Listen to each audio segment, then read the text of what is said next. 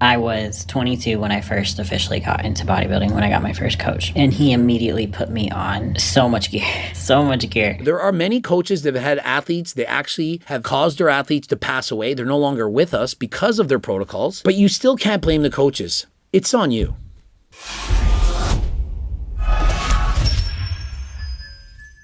Coach Greg, and finally, we have a female who's open, honest, and transparent, explains everything that happened to her as a direct result of using performance-enhancing drugs, mainly steroids. And so her video has gone viral. She posts one video, and in 4 days, 170,000 views from her very first video. The people in the comments, they of course know that I'm going to make a response video. Her name is Hannah Hussein, and so I'm thinking, is this Hussein's sister? Hussein Farhat, who many people think is a fake natural. And so she is not pretending to be a fake natty. She is open, honest about everything that she's been taking, and she's trying to stop you from making the same mistakes that she made. Some of the haters who they just hate me. They don't understand me. They write things like this: God, I hope he leaves this lady alone. As if I'm going to tear her down. A woman who explains the dangers, I'm only going to promote it. And so, do you think that she hates me?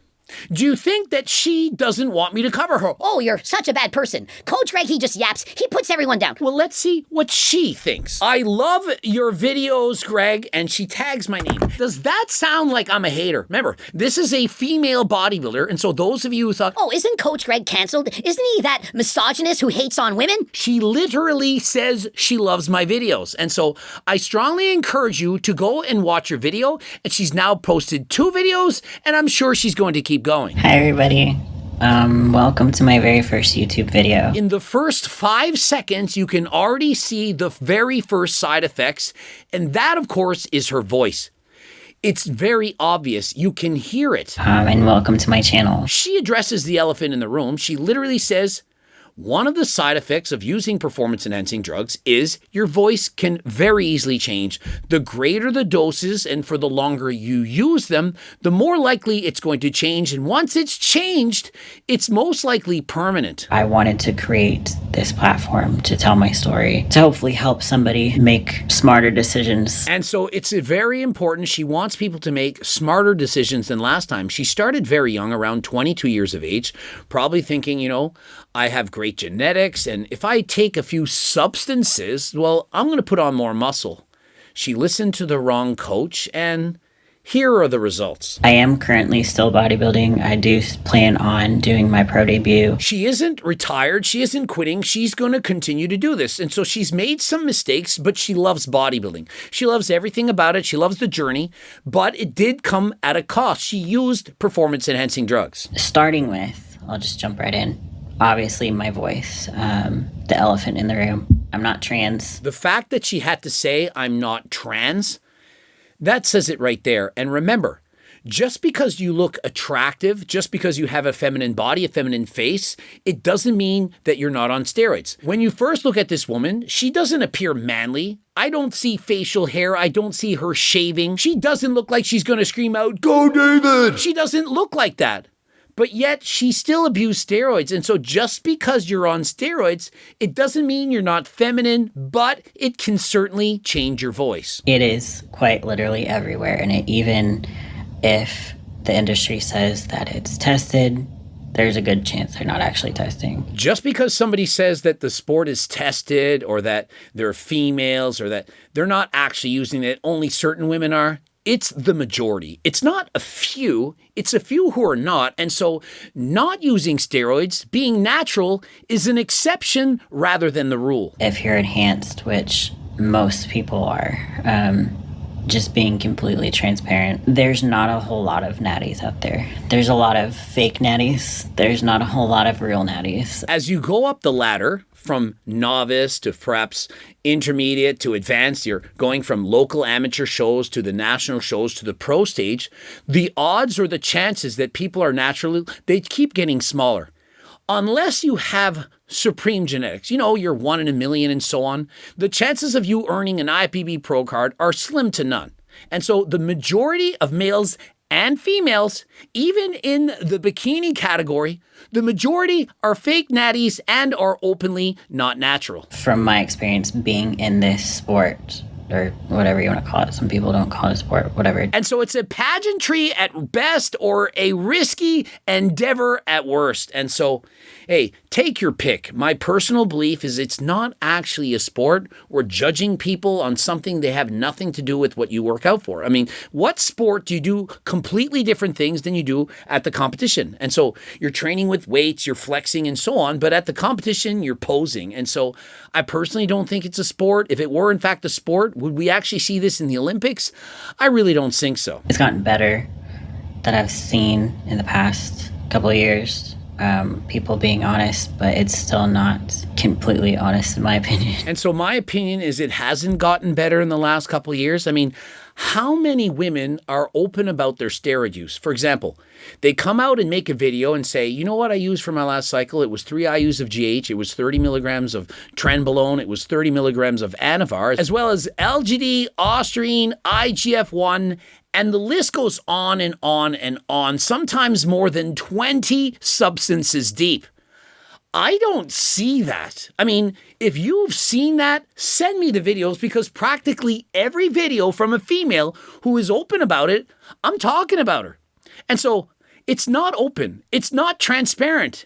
It's kept hush-hush, especially amongst the females, because when you're a woman, you're very nervous to openly speak out. I mean, did I not just do a video on Alex Hormozy's wife where her voice was completely different and she swears? 100% natural. They actually didn't really know if they wanted to become more of a Red Lobster or more of a McDonald's. I don't think so. And so why not just be open? Yes, I used Anavar. Yes, I used Tren. One of my first mistakes when I first got into bodybuilding was listening to the wrong people. And so she says the main problem was when she started listening to the wrong people. And so let's talk about that. Who are the wrong people? Everyone. Everyone is wrong. How would they be correct? Who is the correct person to listen to? Is it your boyfriend? You know, bros at the gym. Yeah, I want you to take Anavar. I want you to put on more muscle. You're going to look more sexy. I want you to lose weight. Take Anavar. Trust me, it won't hurt you. Start with 20 or maybe 40 milligrams a day. And so can you trust your boyfriend? Is your boyfriend educated on it? Just because your boyfriend's on test and trend and has larger arms than Larry Wheels doesn't mean they know about steroids, especially amongst females. And so if you can't trust your boyfriend, who else can you trust? Can you trust your coach? Coaches primarily are motivated by money. And you're thinking, no, they just want to help people. Yes, they want to help people, but they want to help them achieve their goals. And in order to do that, they're thinking, hey, what are your goals? And in order to do that, they ask you, hey, what are your goals? I want to turn pro. Everyone wants to turn pro. And so I'm willing to do anything. What should I do? Oh, so you're hiring me to get you a pro card and you're willing to do anything. And so this is what you can take. They're not thinking, well, if she takes this, she's going to get a deeper voice. She's going to lose her hair. She's going to get acne. She's going to have clitoral enlargement. She's going to have a deeper voice, shave. They're not saying any of these things. Well, some are, but they're going to downplay it. Oh, as long as you listen to me, remember, I'm your coach. If you listen to me, it won't happen to you. I promise. And then you know what that coach then does? They show the before and the after. Look at how much difference. Wow, what a coach. I want to hire that coach. How many pros did you turn? 25, 100? Wow, you're such an amazing coach. Coach B, here's the before and here's after. Well, I see that you lost a little bit of weight, but I don't see much muscle growth. And a coach is thinking, this was in 3 months.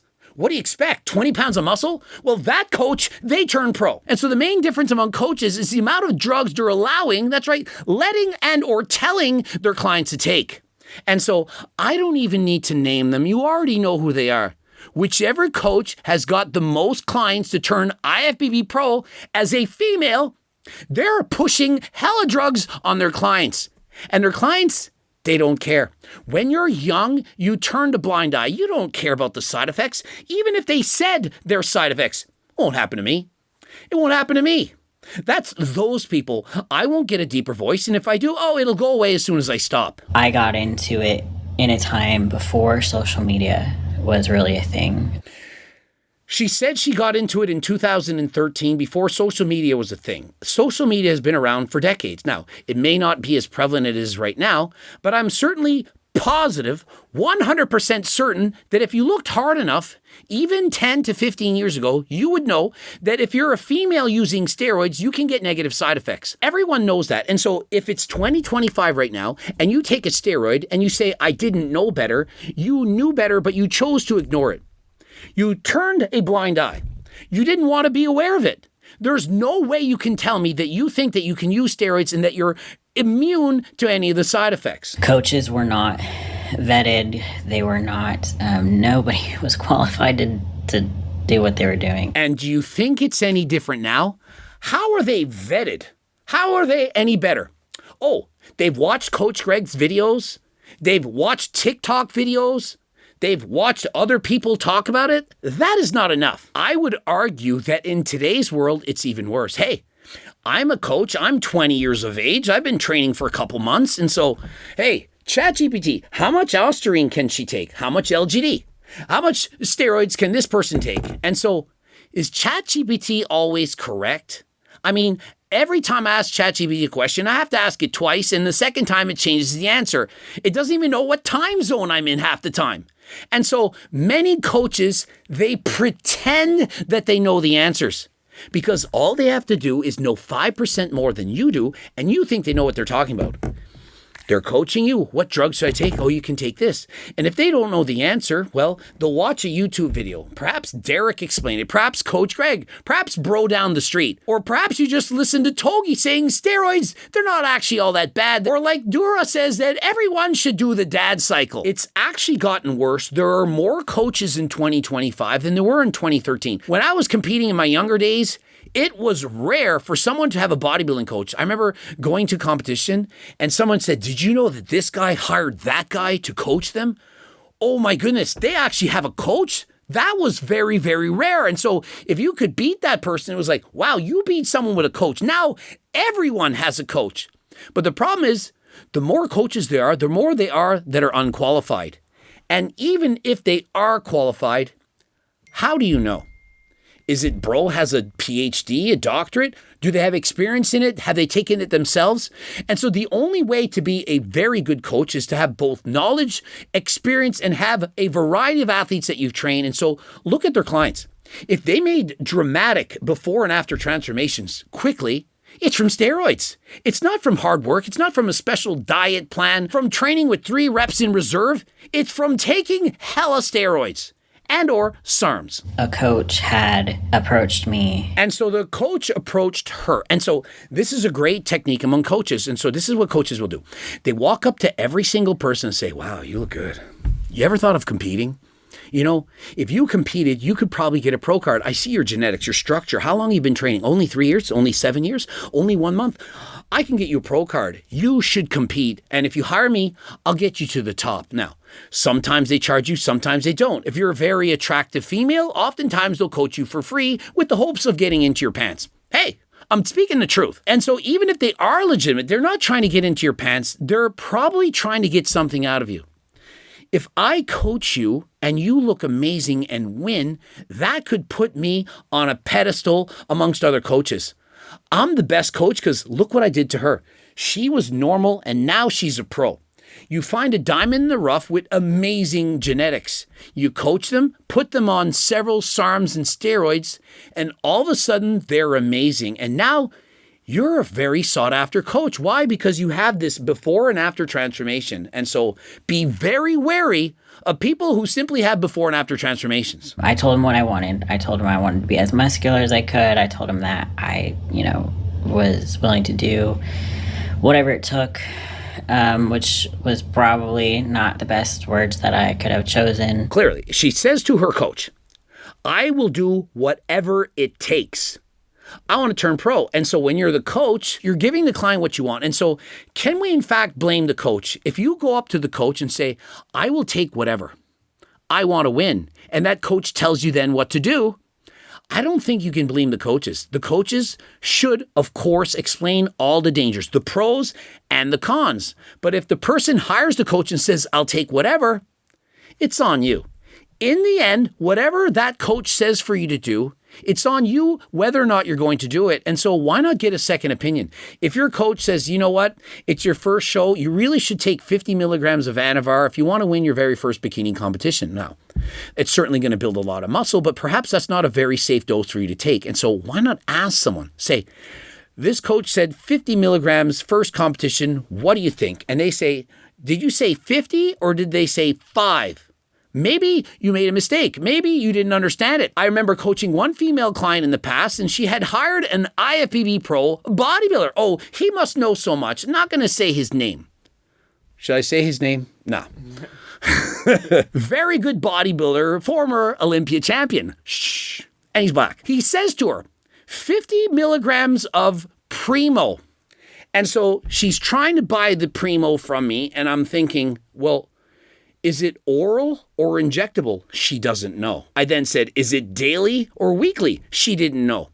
I look at her program from this IFBB pro, former Mr. Olympia who's black, and it literally says 50 milligrams of Primo. It doesn't say daily, it doesn't say weekly. And I'm saying, okay, you're in your very first bikini competition. Do you want to take Primo as an injectable or as an oral? I'm not injecting. What are you talking about?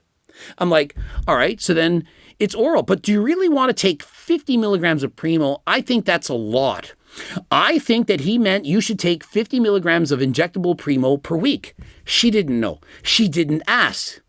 I can't remember what she took at this time. I think I convinced her to take 10 milligrams of Anavar and said, I'm not sure.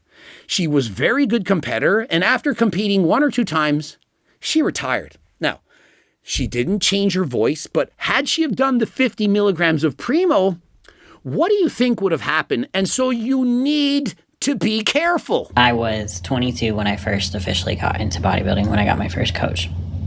And he immediately put me on so much gear. So much gear. And so what I hope you do in the future, Hannah Hussein, is you literally go over all these cycles. I would love to make videos talking about exactly what you're taking. Was it 50 milligrams of Primo? Was it 100? Was it Deca? What exactly was going on? And so let me give you this advice. The first cycle, it needs to be your smallest.